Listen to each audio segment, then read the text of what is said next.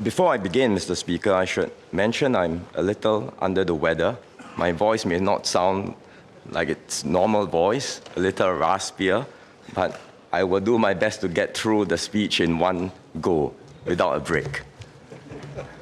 If you do need a break, just let me know. Thank you, sir. Mr. Speaker, I move that Parliament approve the financial policy of the government for the financial year 1st April 2025 to 31st March 2026. 2025 marks our 60th year of independence. It has been a remarkable journey, reflecting the grit and resilience of generations of Singaporeans in building our nation. 60 years ago, the world was very different. It was the height of the Cold War, with the Berlin Wall standing as a stark symbol of division between the United States and the Soviet Union. In Asia, the Cold War spilled over into proxy fights with devastating wars in Vietnam, Laos, and Cambodia. As a fledgling nation, Singapore faced monumental challenges. Racial tensions were high. Unemployment was rampant. The withdrawal of British forces shortly after independence dealt a heavy blow to our defense and our economy. In a world divided by blocs, we had no hinterland and no natural allies. Survival seemed improbable. Yet in that crucible of fire, our pioneers forged the nation. We refused to be pawns in someone else's game.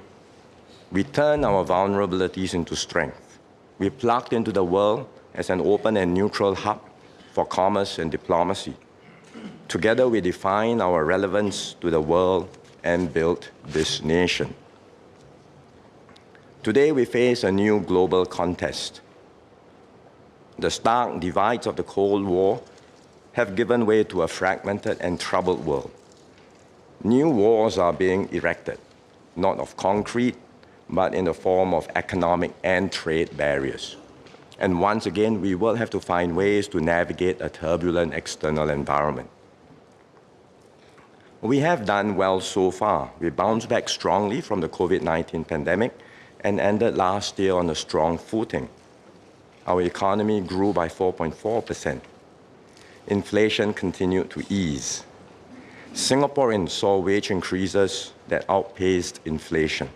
The median income of resident workers rose by 3.4% above inflation. Income inequality after government taxes and transfers is at its lowest since 2000. All this has given us good momentum for our next phase. But we also expect greater global uncertainty and downside risk. The US and China are locked in a fierce contest for global supremacy. Neither side wants to come to blows, but both know that economic heft and technological prowess are key to winning this global race.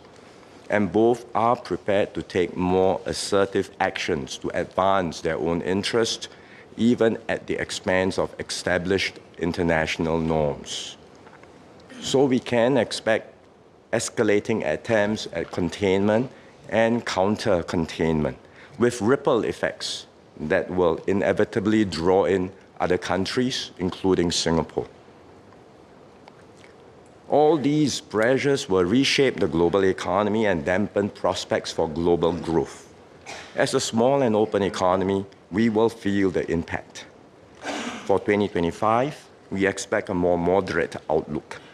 Growth is projected at 1 to 3%, while inflation is expected to average 1.5% to 2.5%. But despite the uncertainties, we can look ahead with a degree of confidence. Singapore today is far stronger than we were 60 years ago. We have developed a strong and well-diversified economy supported by a highly skilled workforce. We have built up a robust SAF and a strong diplomatic network to uphold our sovereignty and security. We have forged a common Singapore identity, grounded in our shared values and experiences and our commitment to one another and our nation. This is the legacy of generations of Singaporeans, with each one running a good race. The baton has now been passed, and it is our turn to take Singapore forward. This budget builds on previous budgets, not only to address today's challenges, but to plan ahead and secure Singapore's future. Budget 2025 is a budget for all Singaporeans. It's also a budget shaped together with all Singaporeans. It further advances our Forward Singapore agenda, which incorporates your aspirations and views and seeks to keep our society strong and united. In this budget, we will work with you to tackle cost pressures, advance our growth frontier, equip workers throughout life, build a sustainable city, nurture a caring and inclusive society, and rally as one united people. And I will go through each of these in turn.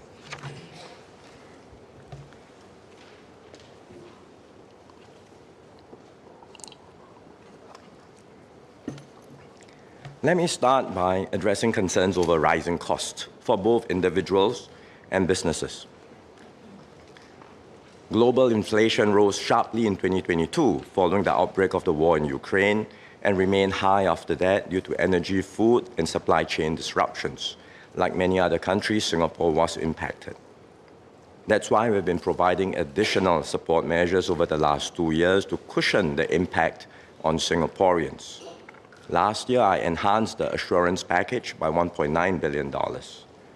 The package has helped to fully offset the effects of inflation for lower-income households and to provide a significant cushion for middle-income households. We will continue to provide support for us as long as needed within our means. While inflation is expected to ease further this year, prices remain high. Singaporeans are still adjusting to these new price realities. Some have had to tighten their belts, rethink spending habits, or make difficult trade-offs to manage their expenses. Therefore, in this budget, I will provide additional support for Singaporeans. First, I will provide $800 in CDC vouchers to every Singaporean household.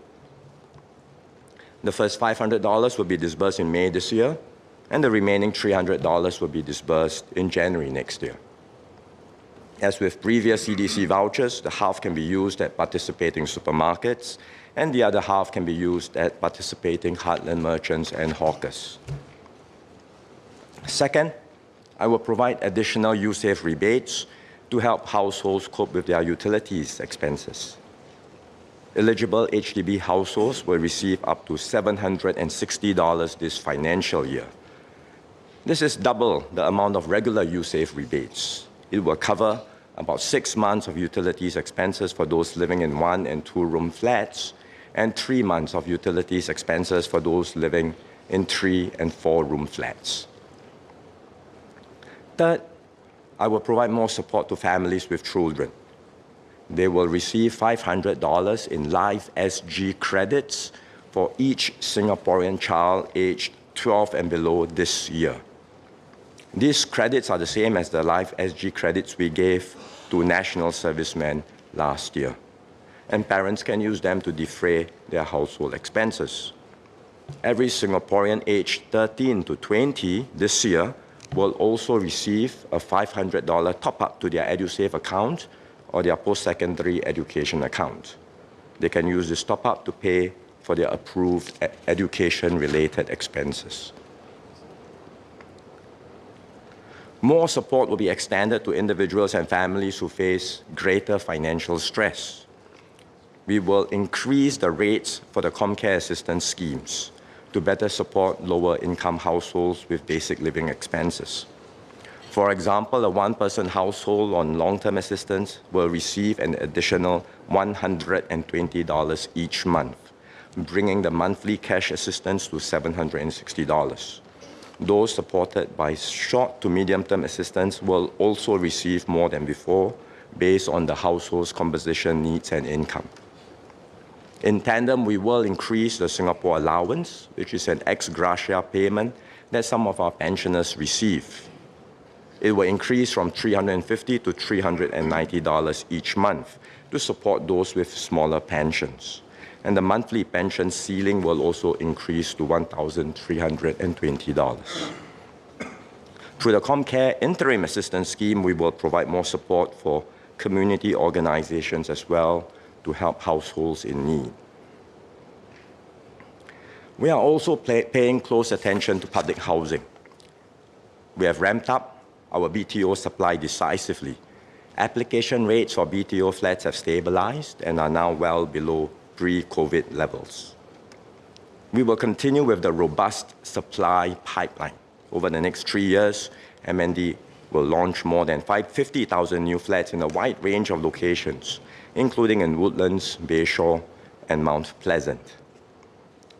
Last year, more than 8 in 10 first-timer families who collected keys to their BTO flats were able to service their monthly mortgage loans with little or zero out-of-pocket cash.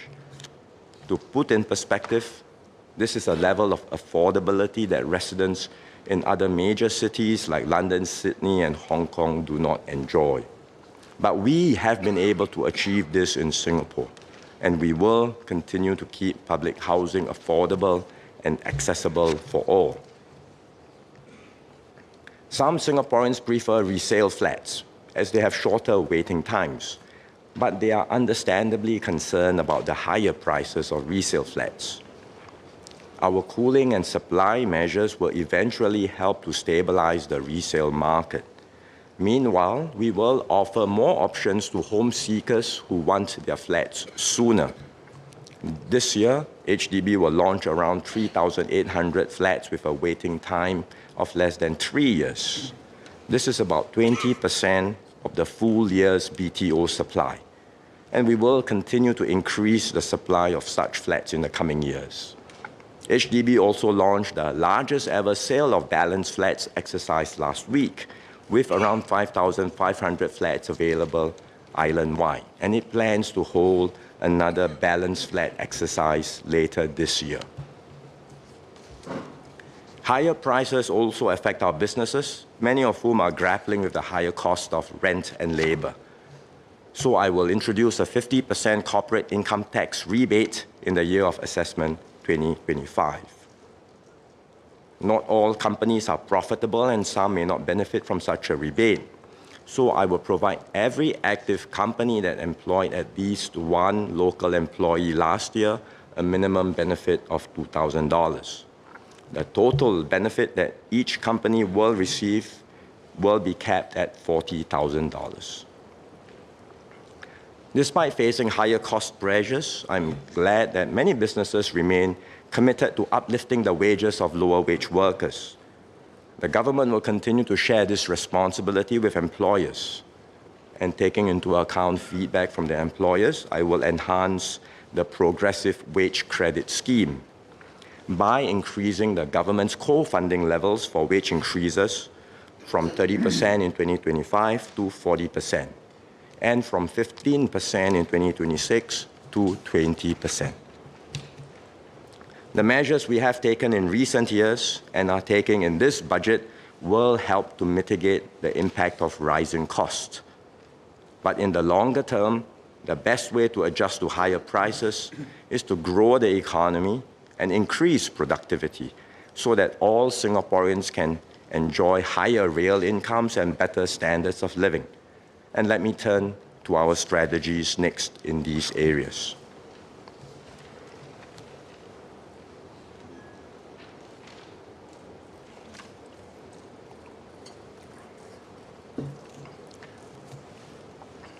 We will take bold and decisive actions to advance our growth frontier. The Singapore economy now operates at a higher level, but we cannot afford to stand still. Global economic competition is intensifying, and many other countries and cities are pressing ahead. If we fail to stay competitive, we will be left behind. We must therefore redouble efforts to grow our economy and keep it dynamic and vibrant. Growth has a direct impact on the collective well-being of Singaporeans. Last year, our economy grew by more than 4%. This meant higher wages and real incomes for many, many workers. It will be hard to achieve 4% growth on a sustained basis. But if we can secure an average of 2 to 3% growth per annum over the next decade, we will be able to create better jobs and opportunities and improve standards of living for all Singaporeans. To achieve this, we must continue to uphold several fundamentals that includes maintaining sound monetary and fiscal policies, harnessing market forces to drive efficiency and innovation, staying open to people and ideas to strengthen our capabilities, and deepening our tripartite partnership as a cornerstone of economic stability.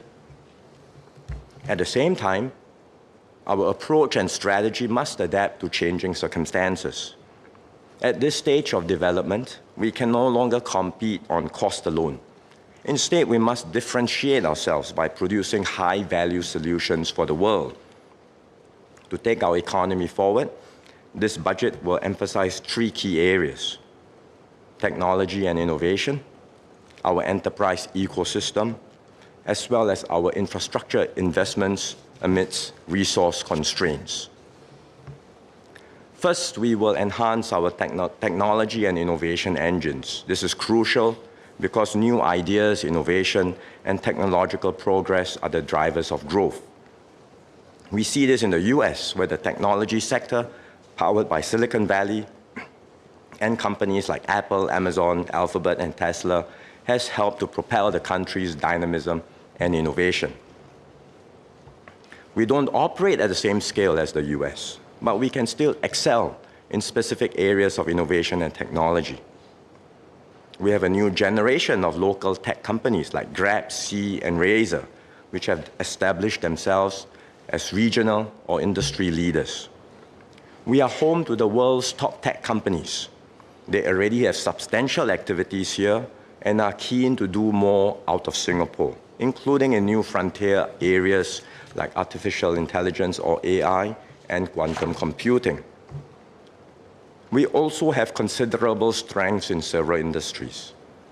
We are a key player in semiconductors, supplying more than 10% of the chips and producing 1/5 of semiconductor equipment worldwide.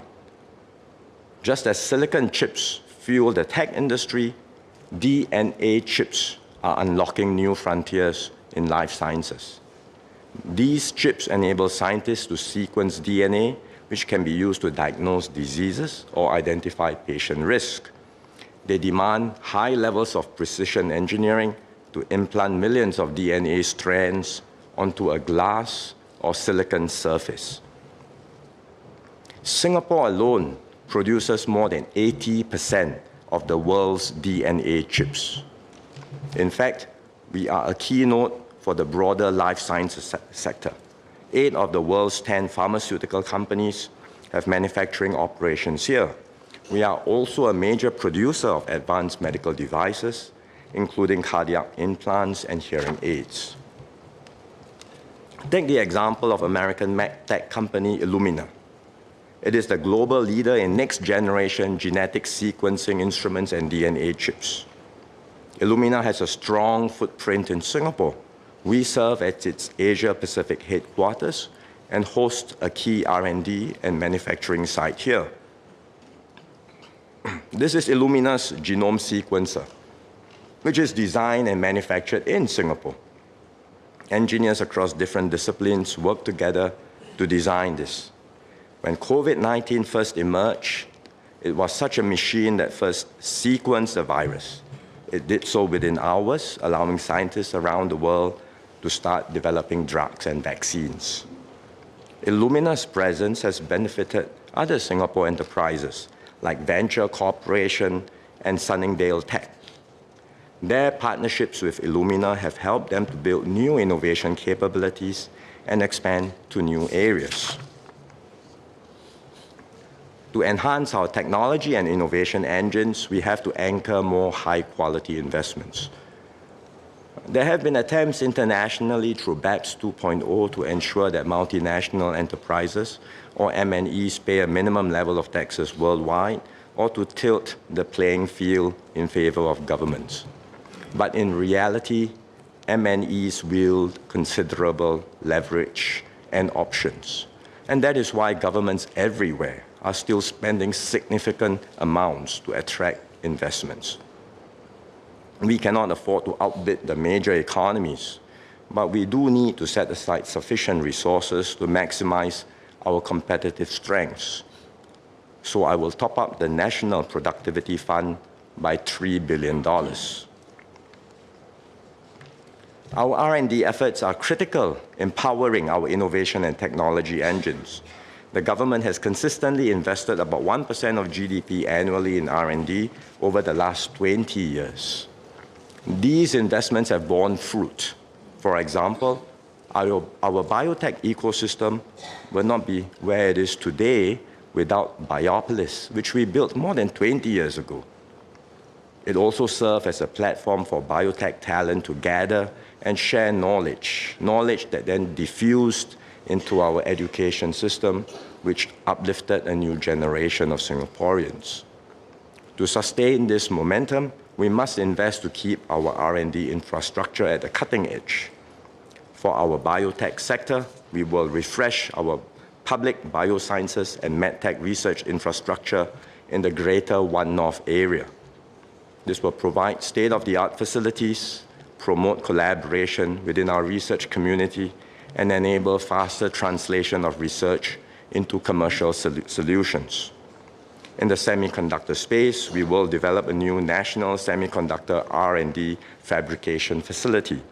This will provide industry-grade tools for researchers and industry partners to prototype and test new semiconductor innovations. These developments will cost about $1 billion. We will also support companies that undertake R&D and innovation in partnership with other stakeholders. We have a good suite of schemes today which we will further enhance, and more details are in the annex to the budget. Second, we will strengthen our enterprise ecosystem.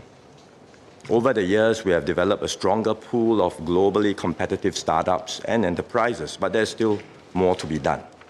We want Singapore to be a place where exciting ventures develop and grow into the leading enterprises of the future. We already have a good pipeline of such promising enterprises. For example, AEM Holdings is a Singapore-headquartered provider of semiconductor testing solutions. Its products serve a critical role in the chip production process by helping to detect manufacturing defects or design flaws.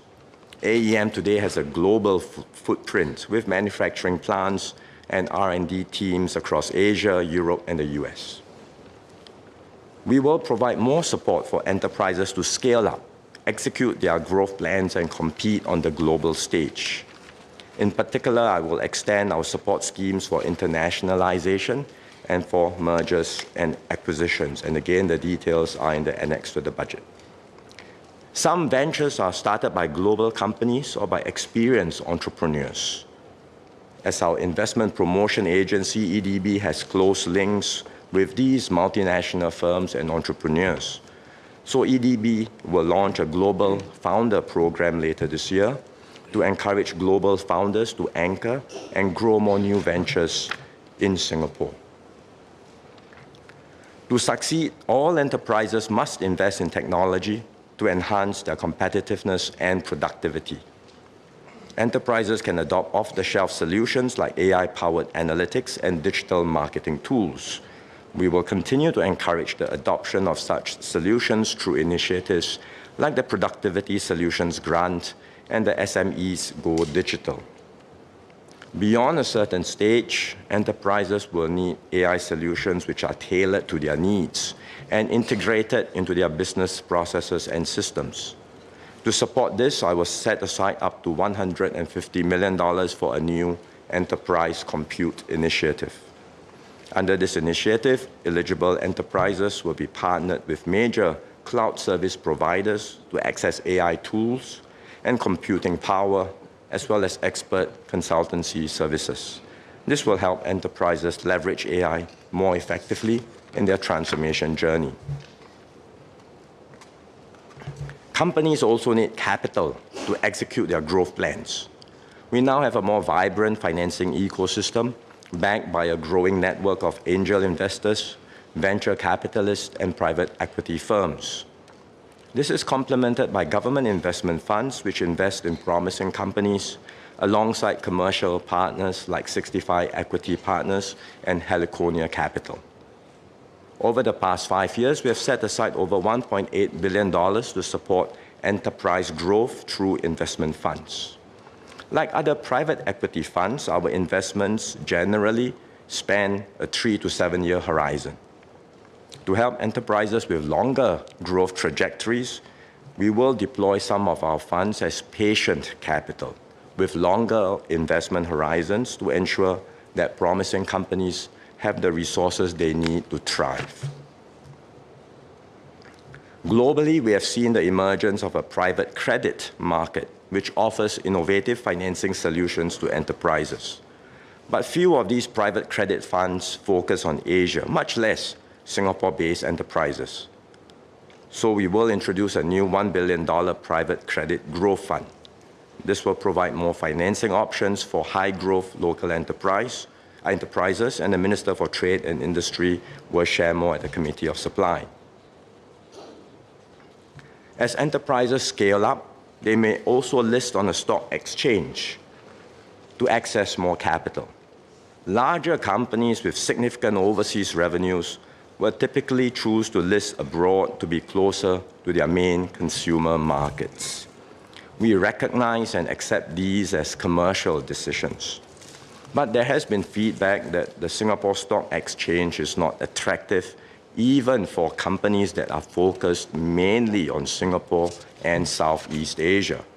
And that is why we set up the Equities Market Review Group, chaired by Minister Chee Hong Tat, to strengthen the attractiveness of our stock market to such listings and investments. The review group has developed its first set of measures. They include several tax-related recommendations which have been submitted to MOF just in time for the budget. I accept their recommendations and will introduce tax incentives for Singapore-based companies and fund managers that choose to list in Singapore and grow their economic activities here. I will also introduce a tax incentive for fund managers which invest substantially in Singapore-listed equities to encourage more investment in our capital markets. The review group will share more details on its measures in the coming days. Third, to unlock our growth potential, we must invest in world-class infrastructure and find innovative ways to overcome our resource constraints. Singapore thrives as a hub economy, facilitating the flow of people, capital, goods, and ideas. To sustain this position, we must ensure excellent connectivity with the rest of the world, both physically and digitally. Development on the Tuas port is progressing well, and Singapore recorded new highs last year in vessel arrival tonnage, container throughput, and bunker sales. This reinforces our role as a leading maritime hub. We have achieved island-wide 5G coverage, and we are upgrading our nationwide broadband network to deliver speeds up to 10 times faster. This will enhance digital connectivity for businesses and individuals. Our air hub is another key pillar of connectivity. We will break ground for Changi Airport Terminal 5 in the coming months. When completed, Terminal 5 will expand our airport's capacity by more than 50% and will ensure that Singapore remains a critical gateway for global travel and trade. To ensure sufficient resources to develop our air hub, I will top up the Changi Airport Development Fund by $5 billion. With the President's concurrence, the government will also provide a guarantee through Changi Airport Group. This will help to lower the cost of borrowings needed to develop Terminal 5 and supporting infrastructure in Changi East.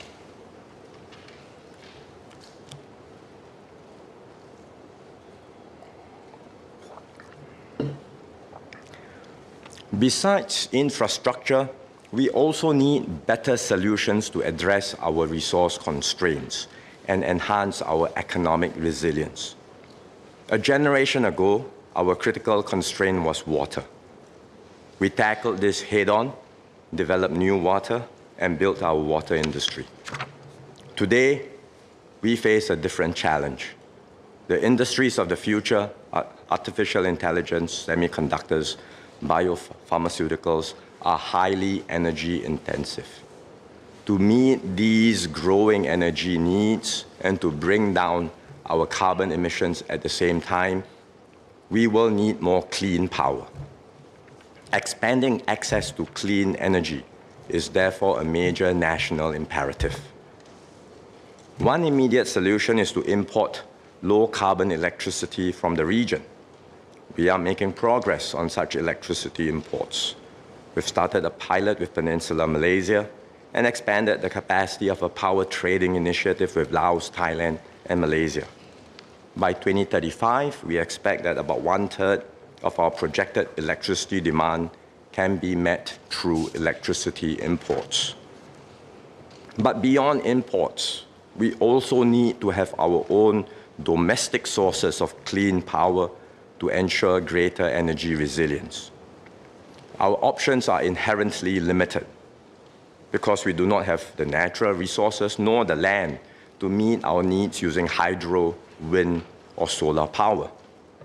We have been closely evaluating the use of low-carbon hydrogen for power generation, but there are inherent challenges in the production, storage, and transportation of hydrogen, which make it hard to scale up in a commercially viable manner. One established low-carbon energy source that is used globally is nuclear power. We had considered the possibility of using nuclear power back in 2010. We assessed then that conventional nuclear technologies were not suitable for Singapore. But we continue to keep a close eye on nuclear energy developments and progressively build capabilities in nuclear safety over the past decade to keep our options open. Since then, we have seen significant advancements in nuclear technologies. One such development is that of small modular reactors, or SMRs, which have better safety features than conventional reactors. Presently, only a few SMRs have been deployed around the world, but many more could become operational by the end of this decade. Interest in nuclear energy is also increasing worldwide. In our region, several countries are planning to include nuclear in their energy mix. Malaysia and Indonesia have also experience in nuclear technologies and have operated research reactors for some time. We will therefore study the potential deployment of nuclear energy in Singapore. We will take further steps to systematically build up our capabilities in this area. We have signed agreements with the US on civil nuclear cooperation. We are also working on similar cooperation with other countries which have capabilities and experience in civilian nuclear power, especially SMRs. Within the government, we will reorganize ourselves to provide greater emphasis on this work. We will need new capabilities to evaluate options and to consider if there is a solution that Singapore can deploy in a safe and cost-effective way. And these capabilities will also be needed for nuclear safety, which will become more salient given the growing regional interest in nuclear power. Be it electricity imports, hydrogen, or nuclear, we will need to make major investments in new infrastructure. And that's why we established the Future Energy Fund last year. I will top up the fund by $5 billion. This will further support our critical undertaking to secure clean power for Singapore. Our efforts to enhance our technology and innovation engines, strengthen our enterprise ecosystem, invest in new infrastructure, and overcome our resource constraints will enable us to refresh our value proposition and stay ahead in a rapidly changing world. Over the decades, we can see how Singapore's economic success has translated to tangible improvements in our lives. In the past, tertiary graduates had fewer job options to choose from, with career paths revolving around a few traditional areas. These days, the job landscape is far more diverse. Those with an interest in science and engineering can pursue opportunities in advanced manufacturing, IT, biomedical science, and sustainability, amongst others. Those with strengths in creativity and people-oriented roles can explore careers in the creative industry, lifestyle and hospitality sectors, as well as sports and fitness. Our thriving care economy also offers a wider range of opportunities, including in early childhood education, healthcare, and elder care. This is what economic dynamism and growth can deliver for our people. And so we will keep our economy strong and vibrant, ensure that there are even more opportunities and good jobs for all Singaporeans, both now and in the future.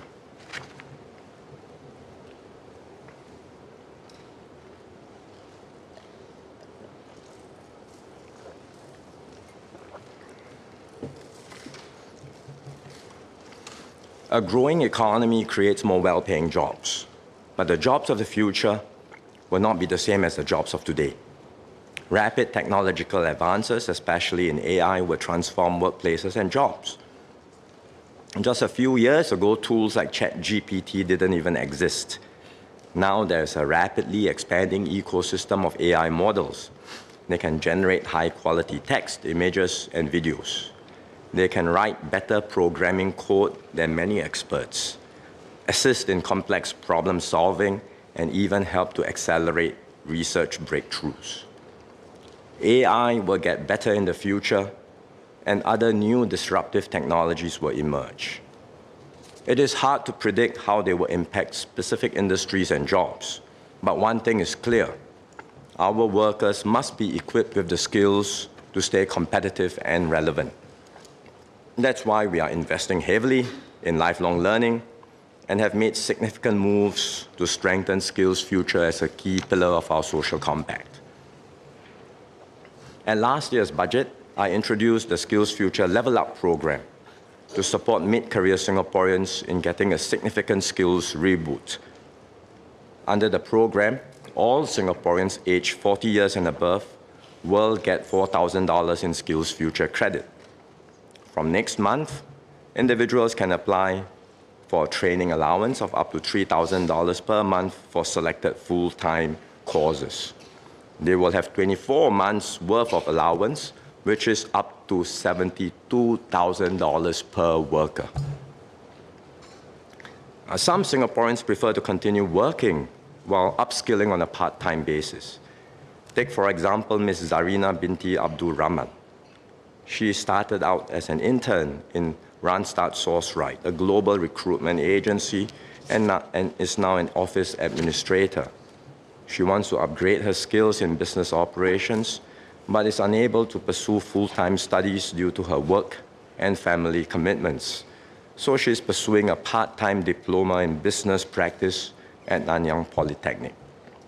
While workers like Zarina continue to earn their salaries through part-time training, they also incur training-related expenses. We will therefore extend the training allowance to workers undergoing part-time training. They can enjoy a fixed allowance of $300 per month to defray their learning expenses. And this part-time training allowance will be implemented early next year. The Minister for Education will share more at the Committee of Supply. We will also give a further boost to our lower-wage workers who will benefit from early upskilling. Today, our lower-wage workers can tap on the Workfare Skills Support Scheme from the age of 30. The scheme provides employers with absentee payroll support when they sponsor workers for training. It also provides workers with a training allowance when they go for self-sponsored training. Currently, the Workfare Skills Support Scheme is designed primarily to support short courses that are completed over a few days. But lower-wage workers tend to benefit more from longer-form courses that provide more substantial reskilling and upskilling. We will therefore introduce an enhanced tier of support under the Workfare Skills Support for lower-wage workers. This enhanced support will be modeled after the Skills Future Level Up program and will benefit lower wage workers when they turn 30. So this will start earlier at age 30. The Minister for Manpower will share more details at the COS. Our institutes of higher learning are key partners in supporting lifelong learning. They equip our workers with relevant skills for a changing economy and provide a dedicated setting for deep learning. We will support the Singapore University of Social Sciences, or SUSS, in developing a new city campus. This will enable SUSS to champion lifelong learning and deliver programs with a strong social emphasis at an accessible location in the city for learners of all ages. We will also extend the Singapore University's trust by 10 years to 31st March 2042 to support the fundraising efforts of our newer autonomous universities, namely SUSS and the Singapore Institute of Technology. The trust provides matching grants for donations to support our autonomous universities in building up their endowment funds. Sir, the government is fully committed to supporting the lifelong employability of our workers. We cannot stop the waves of technological innovations, nor can we save every job. But we can and we will invest in every worker and every Singaporean. We will equip everyone with the skills to adapt, compete, and succeed in a changing economy. And in tandem, we will help our companies to restructure and transform and to upgrade their workforce. Companies are best placed to drive business and workforce transformation, but some may face difficulties doing so due to short-term cost pressures. And we've also received feedback and suggestions to streamline and improve the way government agencies administer their support to enterprises. We will therefore introduce a new Skills Future Workforce Development Grant. This will bring together existing schemes administered by Workforce Singapore and Skills Future Singapore and simplify the application process. The new grant will also provide higher funding support of up to 70% for job redesign activities.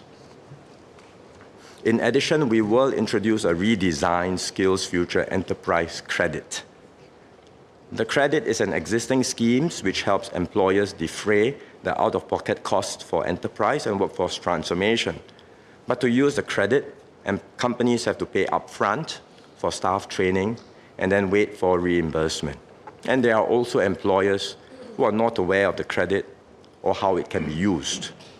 So we will redesign the credit to make it more accessible.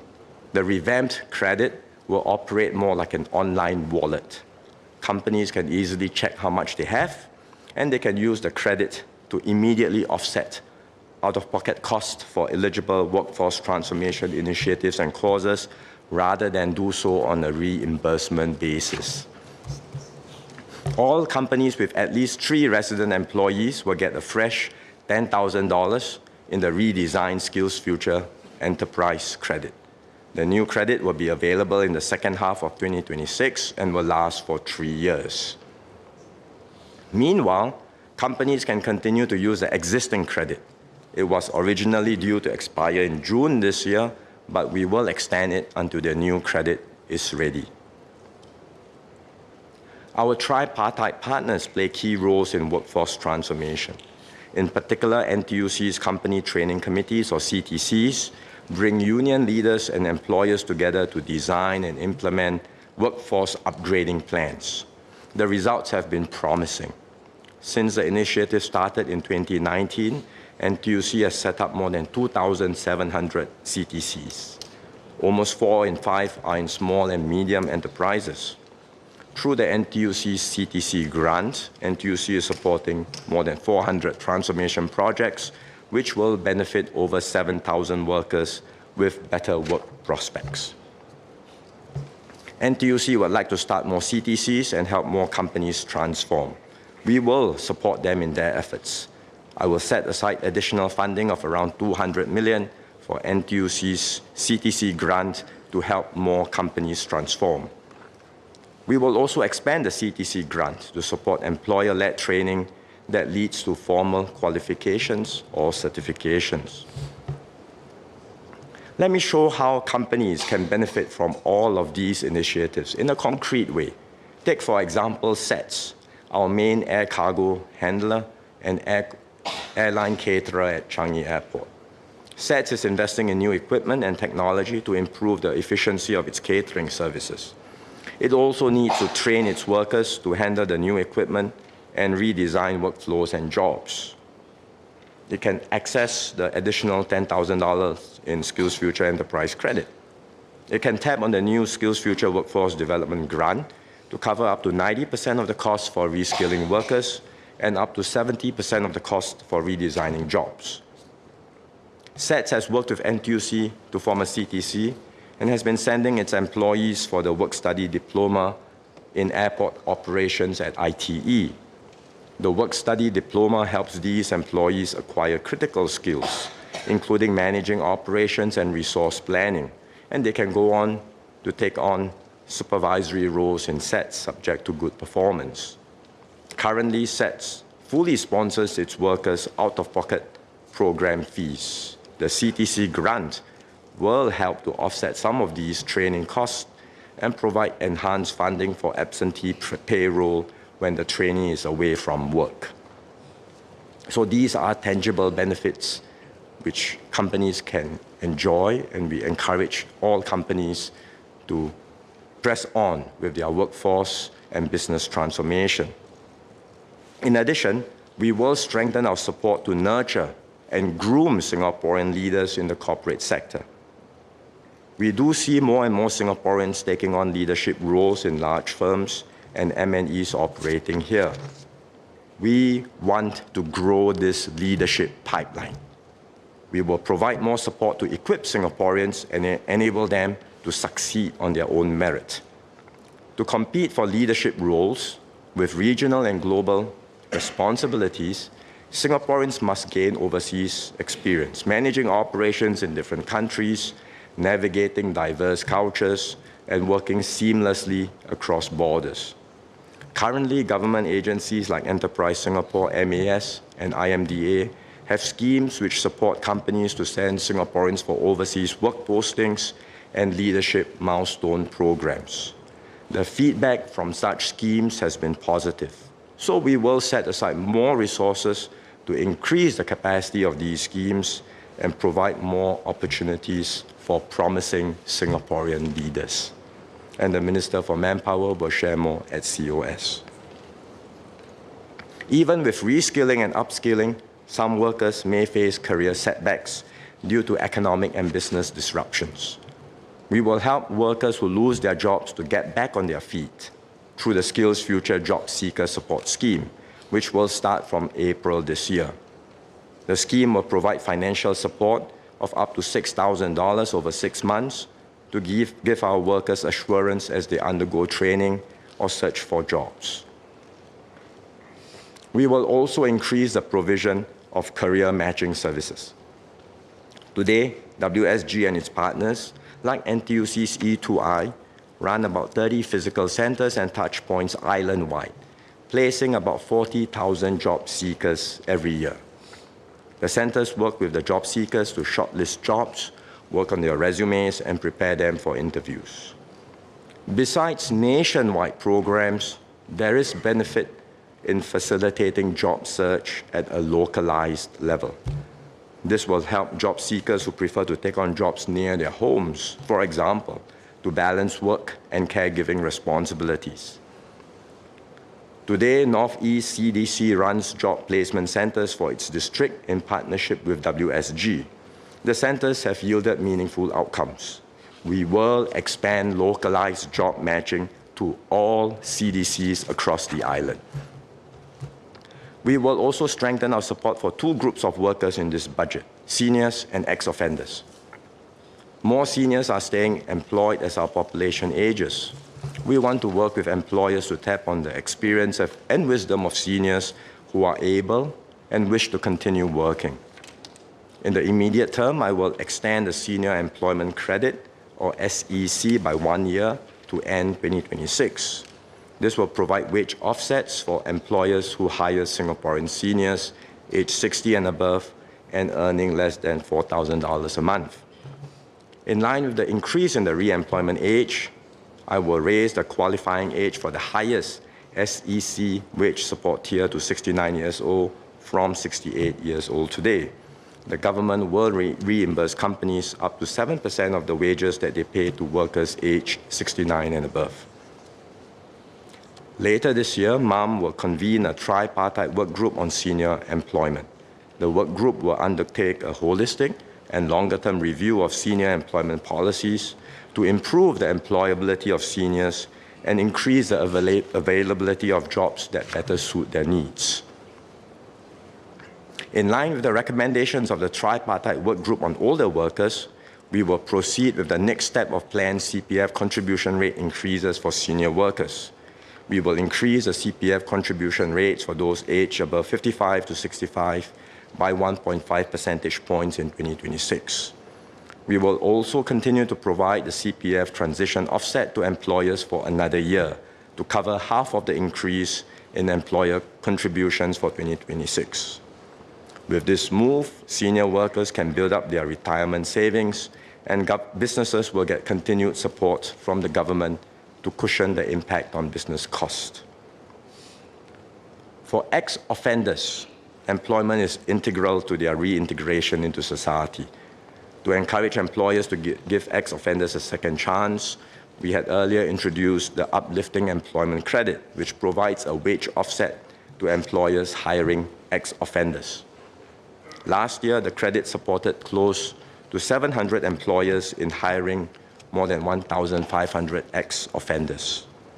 To encourage more employers to hire ex-offenders, I will extend the Uplifting Employment Credit to end 2028. Sir, Singaporeans are at the core of everything we do. We will do everything we can to develop and realize the potential of all our people so that they, in turn, realize their aspirations and dreams for themselves and their families.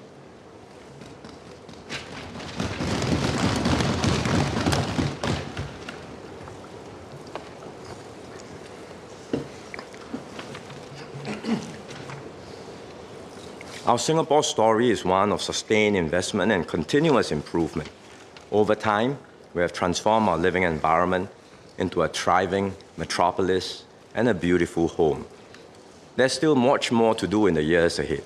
We will upgrade our homes and estates, refresh and rejuvenate our landscape and infrastructure, and importantly, prepare for a future of rising global temperatures.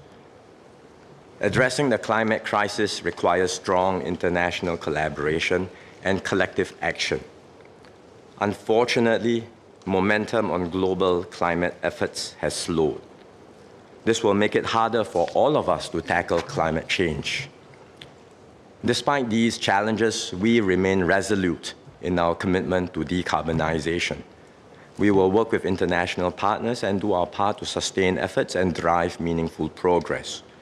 Just a week ago, we submitted our new climate target to the United Nations Framework Convention on Climate Change. We have committed to reducing our emissions to between 45 to 50 million tons of carbon dioxide equivalent by 2035. This will bring us one step closer to realizing our longer-term aim of achieving net zero emissions by 2050. I shared earlier about our plan to access more sources of clean power. That will be critical for us to achieve net zero. Beyond energy, we will also accelerate efforts to decarbonize our transport sector, which accounts for about 15% of our total emissions today. Our aim is to have 100% cleaner energy vehicles by 2040, and we are making good progress towards this target.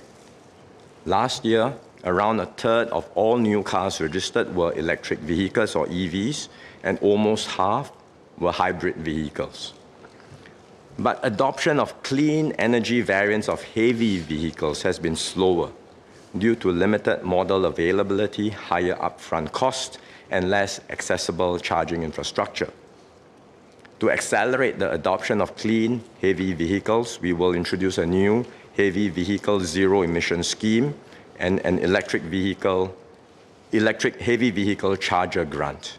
These schemes will provide incentives for the purchase of the heavy vehicle and co-funding of the charging infrastructure. The Minister for Transport will share more at COS.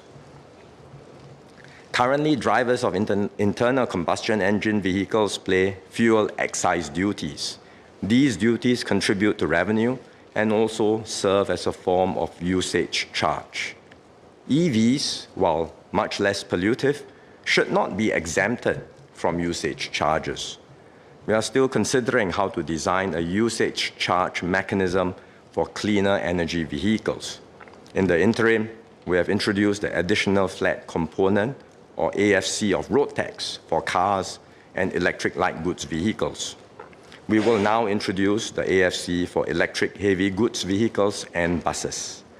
The AFC will be set at $250 per year for electric heavy goods vehicles and $190 and $550 per year for electric minibuses and large buses, respectively. It will be phased in over 3 years, starting from January 2026, and will be implemented in full by January 2028. Alongside electrification, increasing the use of mass public transport is central to reducing emissions and our vision of a more connected and car-light Singapore. Our target is for 8 in 10 households to be within a 10-minute walk from a train station. We are investing over $60 billion in this decade to expand and renew our rail network, which forms the backbone of our public transport system. Singaporeans can look forward to the new Jurong Region Line and Cross Island Line, as well as the extensions of the Thomson East Coast Line, Downtown Line, and the Circle Line. We will continue to study how our rail network can be expanded. And we are also investing close to an additional $1 billion to increase and enhance our bus services under the Bus Connectivity Enhancement Program. As we do our part to reduce emissions in Singapore, we also have to assume the worst and take steps to protect ourselves against climate risk. If the world continues on a fossil fuel-based development trajectory over the coming years, global temperatures will keep rising, and that means we can expect a mean sea level rise of over 1 meter by 2100. Coupled with high tides and storm surges, the impact will be significant, well above 1 meter. And that means that around 1/3 of Singapore will be vulnerable to coastal flooding. We are therefore developing and implementing plans to better protect our island. We will employ a range of solutions to do so. These range from static structures like sea walls to more specialized measures like barrages and tidal gates, as well as reclamation to create more land. In the southeastern part of Singapore, we earlier announced plans to reclaim land to develop Long Island. Besides raising the ground level above rising sea levels, this will create additional space for homes, as well as new waterfront parks for outdoor recreation. In addition, PUB will complete site-specific studies for the Greater Southern Waterfront and Changi this year. Studies for Jurong Island and the Northwest Coast are also underway. And step by step, we will complete the plans for coastal protection around the entire island. The actual implementation of measures could stretch over 2 decades or longer, starting from the 2030s onwards. But it would be prudent to set aside funds now to ensure we can proceed with these major investments, which will benefit both current and future generations. So I will top up the Coastal and Flood Protection Fund by $5 billion. The government is taking steps to green our energy and transport sectors and to protect our island from climate risks. Singaporeans too have a part to play in this. Sustainability is everyone's responsibility. Individuals have the power to drive change through their choices and behavior. To fully realize our green future, we will need to make lifestyle adjustments and adopt sustainable habits in our daily lives. Every individual action counts. Last year, we enhanced the climate-friendly households program by extending it to all HDB households and increased the voucher's quantum to $300 and expanded its use to a broader range of energy and water-efficient products. We will further enhance the program by providing an additional $100 worth of climate vouchers to HDB households. We will also extend the climate vouchers to all Singapore citizen households living in private properties. I encourage all households to make the switch to more resource-efficient products if you have not done so already. Sir, we have come a long way in building today's Singapore, but our journey is far from over.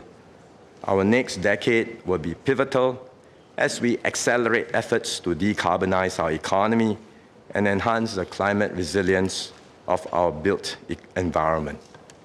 We have clear plans to do so, and as long as this government is in charge, we are committed to delivering them.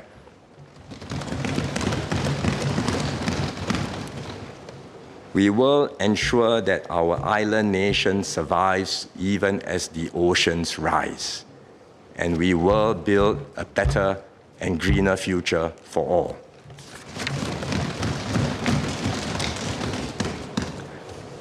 A major part of our Forward Singapore agenda is to nurture a more caring and inclusive society, one where every Singaporean feels valued and supported, regardless of age, ability, and circumstance. And in this year's budget, I will take further steps towards these goals.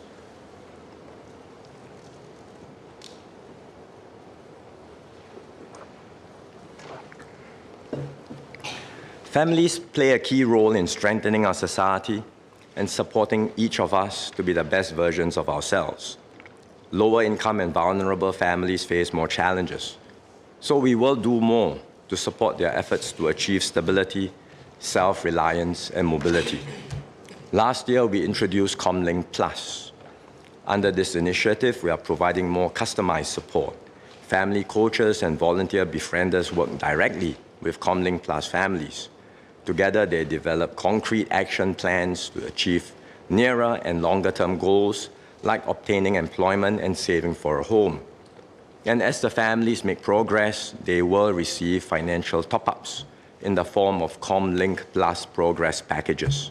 For example, families can receive up to $30,000 in CPF top-ups if the adults sustain employment and do their part to save up for a home. In tandem with Comlink Plus, we have the Fresh Start housing scheme. It helps second-timer families with children living in public rental flats to start afresh and own their own homes by buying a shorter lease new flat with an additional housing grant. We will enhance Fresh Start. Today, eligible families can receive a $50,000 grant to buy a new 2-room flexi or standard 3-room flat on a shorter lease. We will increase the grant to $75,000. There are also first-timer families with children living in public rental flats. They typically face more significant challenges in life, like coping with medical issues in the family or raising children as a single parent. Hence, they may have difficulties buying a flat with a full 99-year lease, even as first-timers. To support these families in their home ownership journey, we will allow them to buy shorter lease, subsidized flats through Fresh Start. And the Minister for National Development will share more at COS. While we provide targeted help for the more vulnerable groups, we will also do more to support all families across every stage of life. This begins with marriage and parenthood. We have made significant moves in recent years, including enhancing the baby bonus cash gift and the government's contributions to the Child Development Account, or the CDA. We have just enhanced paid parental leave to 30 weeks in total, which will enable parents to spend more time with their infants. In this budget, we will further reduce monthly full-day childcare fee caps in government-supported preschools. The fees will be capped at $610 for anchor operator centers and $650 for partner operator centers. After basic childcare subsidies, a dual-income family will pay about $300 per child. Lower and middle-income families will pay less after additional subsidies. So this reduction will keep full-day preschool expenses similar to those of the fees for primary school and after-school student care combined. Couples with more children often worry about additional costs because the demands grow with each additional child. We will introduce a large family scheme to support married couples who have or aspire to have 3 or more children. This will consist of 3 components. First, a $5,000 increase in the Child Development Account First Step Grant. This will apply to each third and subsequent child born from today onwards. The CDA monies can be used to defray preschool and healthcare expenses of the child and their siblings.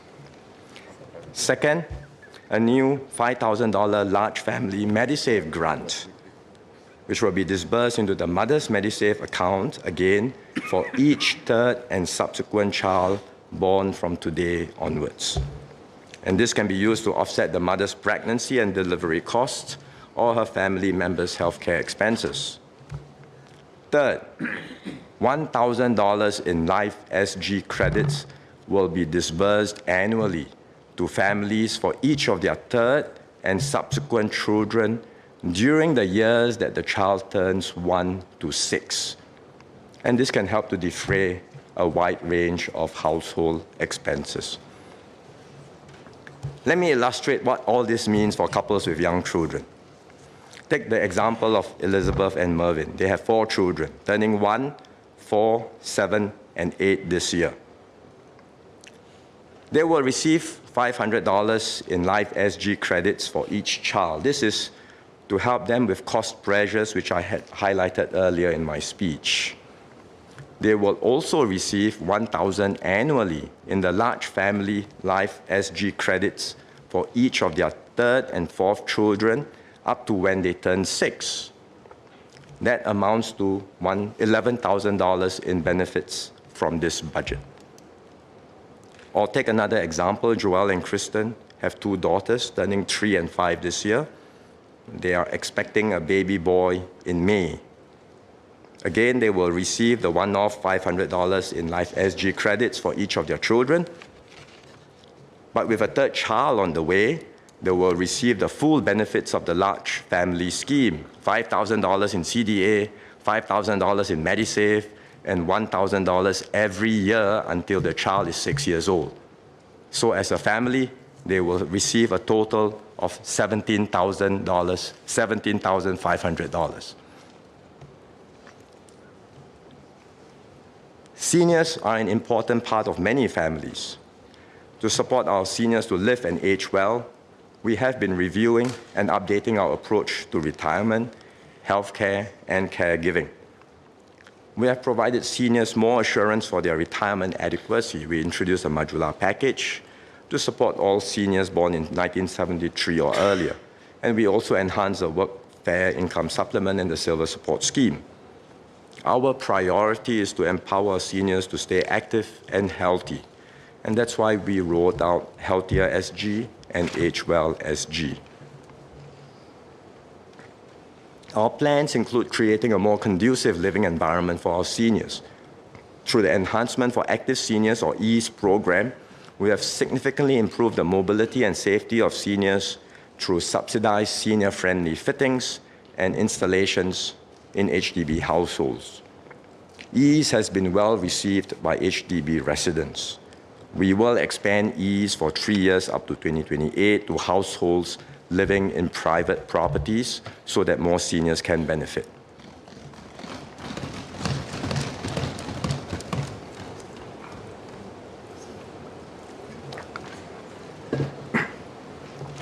As we get older, we are all likely to spend more on healthcare. To provide more assurance, we will introduce a 5-year matched Medisave scheme. The scheme will be made available to eligible lower-income seniors aged 55 to 70 years old. For every dollar of voluntary top-ups received in their Medisave accounts, the government will provide a dollar-for-dollar matching grant of up to $1,000 per year. So this will complement the existing match retirement savings scheme. Both match savings schemes will help lower-income seniors, especially our grandmothers, mothers, and aunts who were homemakers and caregivers. The contributions from both the government and their loved ones will better support their retirement and healthcare needs and give them greater assurance as they age. While we do our best to help our seniors stay healthy, the reality is that over time, more of them will become frail and may require long-term care. Currently, the government provides significant subsidies for long-term care services, particularly for lower and middle-income families. This is complemented by CareShield Life, which is our national long-term care insurance scheme, which provides a monthly cash payout upon severe disability. We will increase our support for seniors with more severe care needs and who may require residential care, such as in a nursing home. We will increase existing subsidies for residential long-term care services by up to 15 percentage points. We will also raise the maximum qualifying per capita household income to $4,800. Many in the older cohorts, especially those born in 1969 or earlier, do not benefit from CareShield Life and therefore will face higher out-of-pocket costs. For this group, we will introduce additional subsidies of 5 percentage points. Many seniors prefer to age in place as much as possible, supported by their families and friends. They can opt for a range of care options. Some may use care services like daycare or home care, while others rely primarily on family caregiving. We will also enhance support across the entire spectrum. We will increase existing subsidies for long-term care services in the home and community by up to 10 percentage points, and similarly raise the maximum qualifying per capita household income to $4,800. And we will similarly introduce additional subsidies for cohorts born in 1969 and earlier by 15 percentage points. We will also increase the subsidies provided under the Seniors Mobility and Enabling Fund to cover the rising cost of home healthcare items like adult diapers and to also cover additional categories of such items. To better support those who are looking after seniors at home, we will enhance the Home Caregiving Grant. This is a cash grant which can be used to offset daily care costs. We will raise the quantum for the Home Caregiving Grant. The maximum grant will increase to $600 per month from $400 today. We will also raise the maximum qualifying per capita household income for the Home Caregiving Grant to $4,800 so that more caregivers receive support. We expect at least 80,000 seniors to benefit from the enhanced long-term care subsidies and grants, which will be implemented from next year. The enhancements are expected to cost around $300 million in financial year or FY 2026, and more in future years as our population continues to age. Besides higher subsidies, insurance will also play a part in easing the cost burden of long-term care. With a rapidly aging population, we have to work hard to manage the increase in long-term care costs and ensure a good mix of funding support between individual co-payment, government subsidies, and insurance. We are studying this issue carefully, and the Minister for Health will say more at the COS. We will also do more to support persons with disabilities and ensure they can live with dignity and pursue their aspirations. We have laid good foundations with our investments in early intervention and special education, which support persons with disabilities until they are around 18. But many parents worry about what happens post-18, after their children graduate from the structured environment of a special education or SPED school. We are looking into these post-18 pathways for these students and studying how we can provide more meaningful support. In particular, those who are transiting to work may need more support to build up their work readiness and adjust to an employment setting. This includes additional learning support to gain soft skills and to adapt to new routines. Take 21-year-old Charlene Lee, for example. After graduating from St. Andrew's Autism School in 2021, she underwent 3 months of employment training in housekeeping and soft skills. She was able to secure a 9-month internship with the Liamoy Old Age Home as a general housekeeping assistant under supportive supervisors. At the end of the internship, she was offered full-time employment, and she's doing now well at this home and happy to do her part to take care of the residents there. We want to see more stories like her, and so we will invest more in building the support structures for persons with disabilities to transit more smoothly from school to work.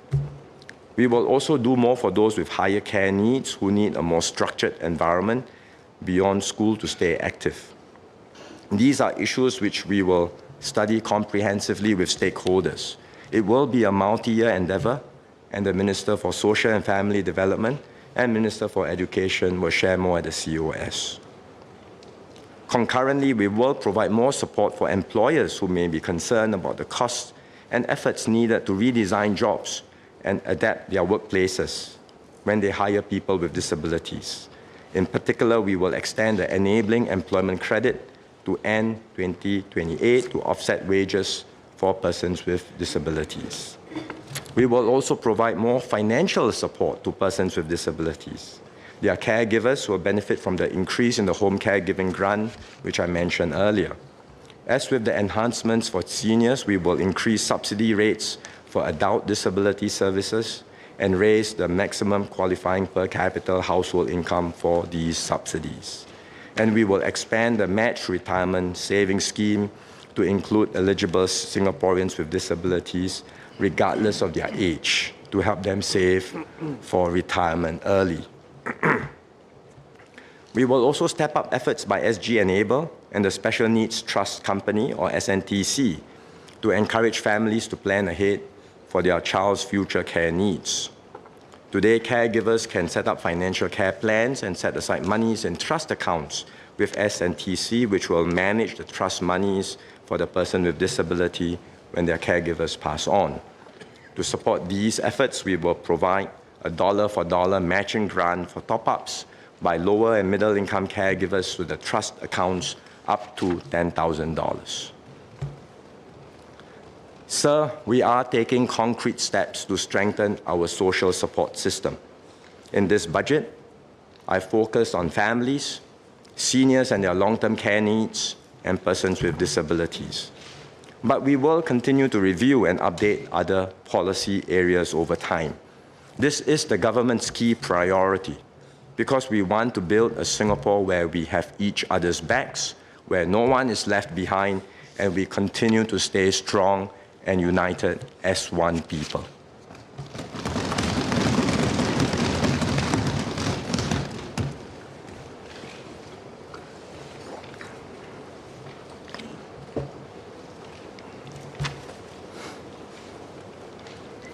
Singaporeans across different generations and from all walks of life have played a vital role in getting us to SG 60.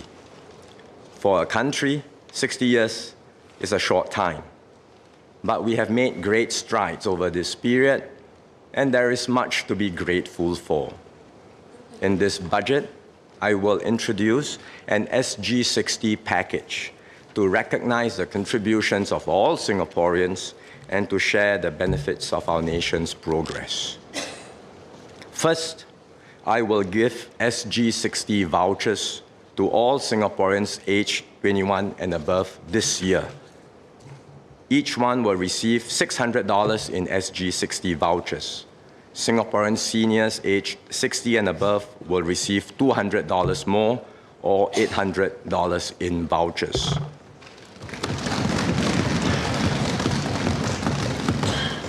The SG60 vouchers are like CDC vouchers. They can be used at all businesses that accept CDC vouchers, and half can be spent at participating supermarkets and the other half at participating heartland merchants and hawkers. We will disburse the SG60 vouchers across the month of July. Seniors will claim first and the rest later. The People's Association and the CDCs will share more details later. Second, I will provide a personal income tax rebate of 60% for the year of assessment 2025. This will be capped at $200 so that the rebate mostly benefits our middle-income workers. Third, as Minister Indrani had announced earlier, we will welcome all Singapore citizen babies born this year with an SG60 baby gift. Our unity is a precious asset which we must never take for granted. The experiences of countries around the world show how easy it is for trust to be eroded and for societies to become deeply divided and polarized. We must therefore remain steadfast in nurturing our cohesion and unity. And in this budget, we will invest more in strengthening our cultural core and our community bonds. We will introduce an SG Culture Pass to encourage Singaporeans to attend arts and heritage activities. All Singaporeans aged 18 and above this year will receive $100 worth of credits, which they can use for eligible activities like arts and cultural performances, museum exhibitions, and heritage experiences. The credits will be made available from September this year and are valid until end 2028. The Minister for Culture, Community and Youth will share more about upcoming initiatives for the arts and heritage sector. Our hawker centers and markets are an integral part of our way of life. This year marks over half a century since we built our first hawker centers and markets, and the 5th anniversary of the inscription of our hawker culture onto the UNESCO representative list of the intangible cultural heritage of humanity. To appreciate our hawkers and market stall holders, we will give each stall in centers managed by government and government-appointed operators a one-time rental support of $600 this year. We will also allocate up to $1 billion over the next 20 to 30 years to upgrade aging hawker centers and to build new centers. This will serve the changing needs of our stall holders and patrons. The Minister for Sustainability and the Environment will provide more details at the COS.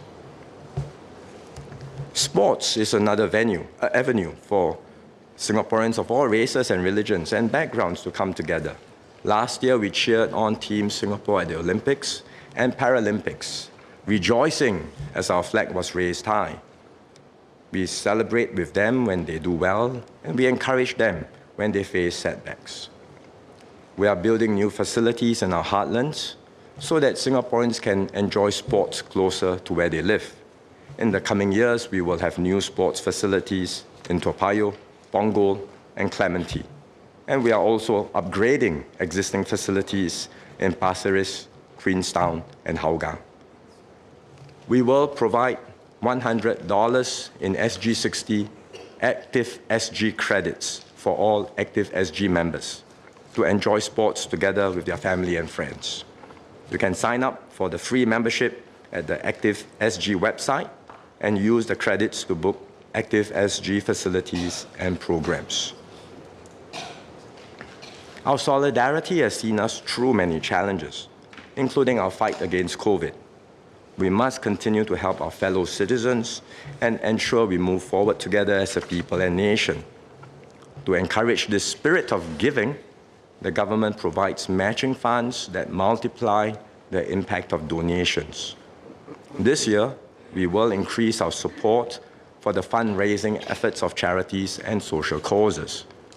We will provide a 100 million top-up to the Cultural Matching Fund and extend it for 5 years until the end of financial year 2029. The Government and Tote Board now provide dollar-for-dollar matching grants for the fundraising projects of Singapore-registered charities. We will provide a 270 million top-up to this enhanced fundraising program, which will be extended for 3 years until the end of financial year 2027. Many Singaporeans are passionate about social causes but may not have a specific charity in mind. The Community Chest, the Collective for a Stronger Society, and the President's Challenge provide platforms that help donors contribute to a range of programs. We will introduce a 250 million SG Gifts matching grant to provide dollar-for-dollar matching for donations made through these platforms. And to encourage sustained giving amongst larger donors, we will provide a higher $1.50 in matching for donations with a minimum 3-year commitment of at least $250,000 per year. So the larger donations will attract larger matching. In total, the Government and Tote Board will set aside more than $600 million in matching funds to strengthen our spirit of giving. Earlier, I shared about SG60 vouchers. Those who are better off may want to donate their vouchers to those with greater needs. We will facilitate this, and we will share more on how they can do so in due course. Our self-help groups play an important role in addressing the needs of their respective communities and in strengthening our social compact. I thank the Chinese Development Assistance Council, Yayasan Mendaki, the Singapore Indian Development Association, and the Eurasian Association for their many contributions. We will provide the self-help groups with additional funding of $60 million over the next 5 years. This will enable them to enhance their programs and better support their communities. Many businesses have also stepped forward to support their fellow Singaporeans in this SG60 year and will be providing special SG60 discounts and offers. I would like to encourage more businesses to join in and offer their support. Singapore is at its strongest when we stand together. We may have our differences, but we are all Singaporeans living on this tiny red dot as one family. When we rally together as one, there is no challenge we cannot overcome. And this unity is what keeps us resilient, thriving, and moving forward, even in an uncertain and troubled world.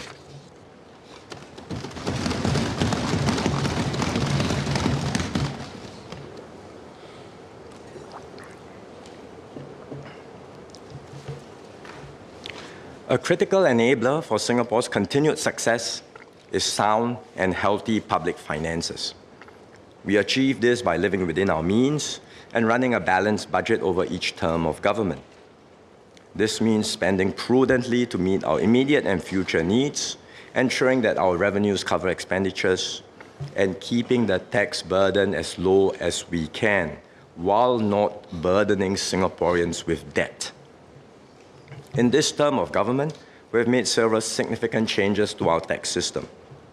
These revenue moves give us the resources we need to meet our spending needs and also make our fiscal system more progressive. The GST rate increase ensures we have the revenues to look after our growing number of seniors, even with rising healthcare costs. Through the assurance package, we have cushioned and delayed the impact of the GST increase for the majority of Singaporean households. Importantly, we have designed our GST system with permanent GST vouchers.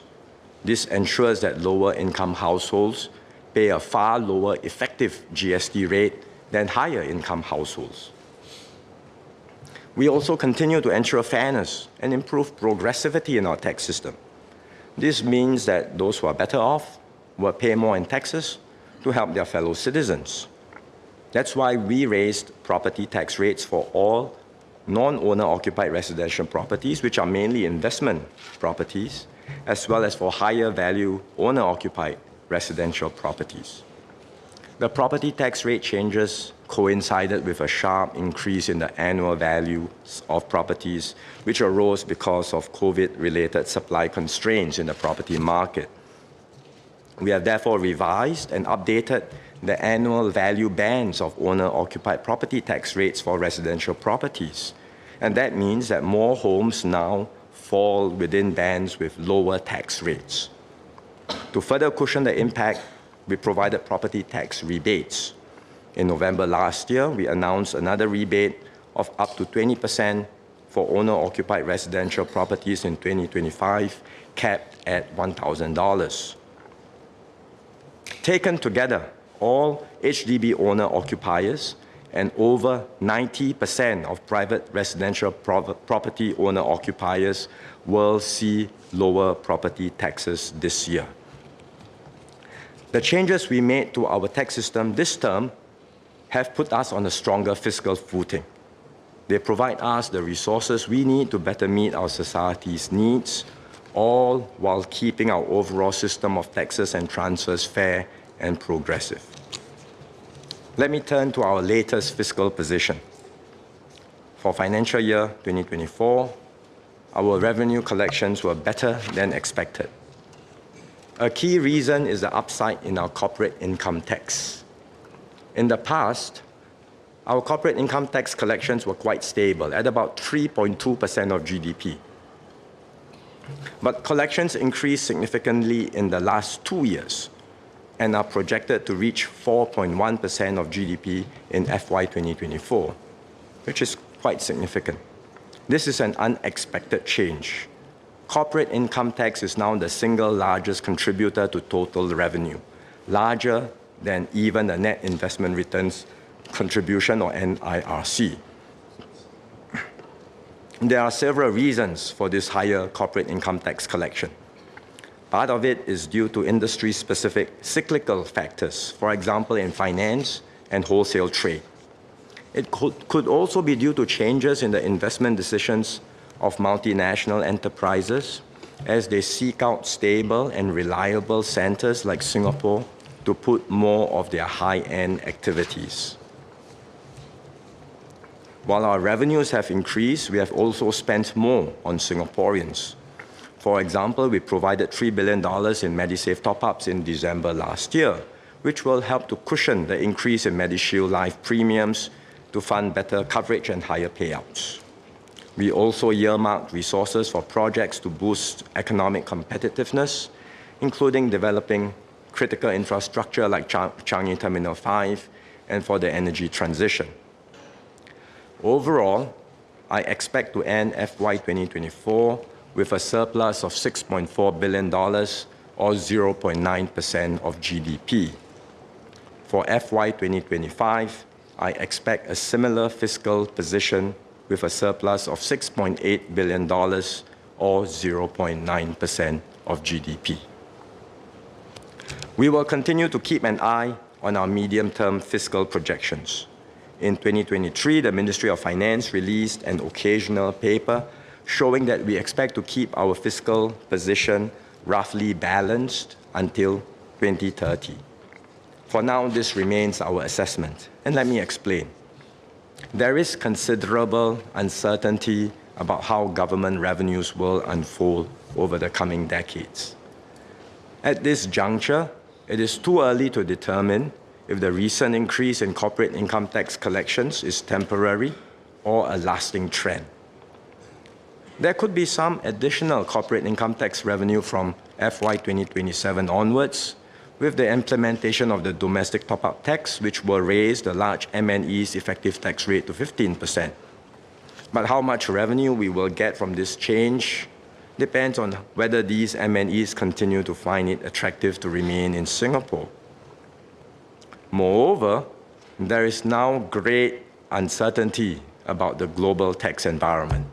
The new US administration has withdrawn from the earlier consensus forged by the OECD and other countries. And it remains to be seen what further moves the US and other major economies will make in this new geopolitical environment. So we will assess our options as global tax developments unfold, and adjust our policies where necessary. Meanwhile, we are certain that expenditure will continue to rise. Government spending has been rising steadily over the years, from about 15% of GDP to about 18%.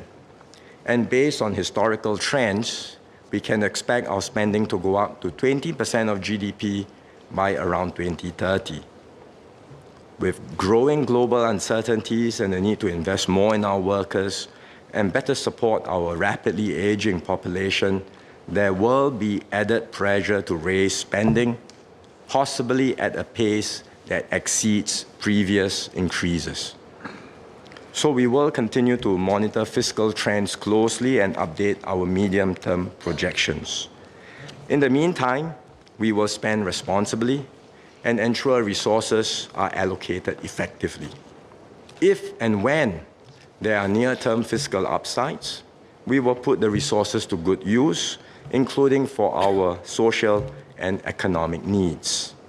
Ultimately, we will always ensure that all Singaporeans benefit from our nation's progress.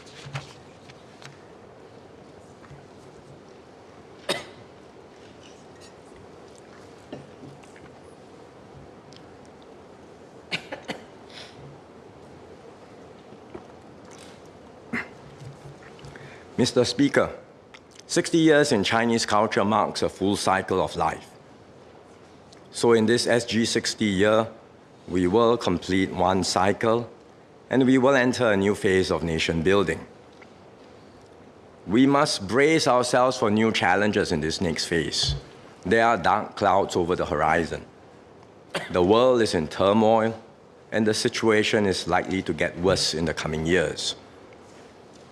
But this is not the first time that Singapore has had to confront tough external circumstances. We've done so repeatedly over the last 6 decades, and so we can draw confidence from what we've been through together.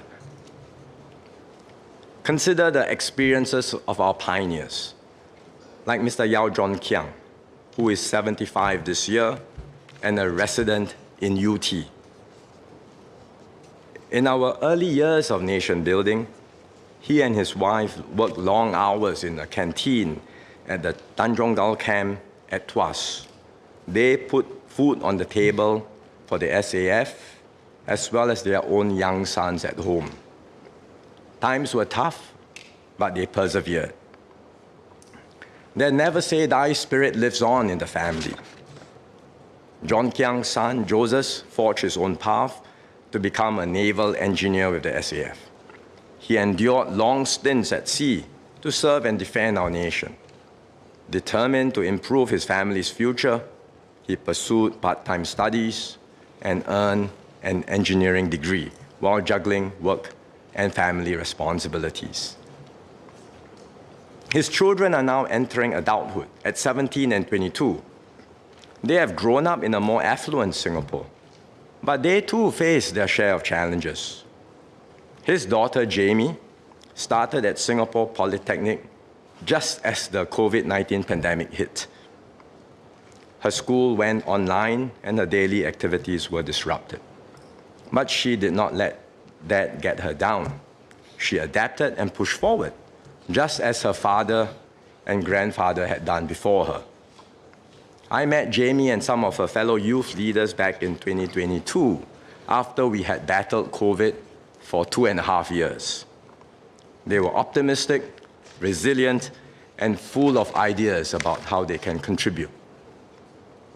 Since then, Jamie has graduated from Singapore Poly as valedictorian. Today, she is pursuing her bachelor's in integrative studies at SMU, while leading a non-profit to empower and support youths in tech. She hopes to work in the philanthropic sector to make a greater impact after graduation. This is what the Singapore spirit is about. At every turn, we have chosen determination over despair, innovation over stagnation, and solidarity over division. Every generation has carved a path through its challenges and paved the way for the next generation to go even further. Budget 2025 sets out clear plans for us to continue this journey with confidence. It is a budget for the future, tackling immediate challenges while laying the groundwork for a stronger, more resilient tomorrow. It is a budget for all Singaporeans, because when Singapore thrives, every citizen benefits. Every Singaporean is supported from birth to old age, with more support given to those with less. No one is left behind. Importantly, this is a budget shaped together with all Singaporeans, advancing our Forward Singapore efforts to build the Singapore we want and empowering each of us to contribute towards our shared future. The road ahead will not be without challenges, but I am confident that our best days lie ahead of us. Together, we can keep Singapore an evergreen oasis of stability, hope, and opportunity for all. So let us move onward together for a better tomorrow. Mr. Speaker, I beg to move.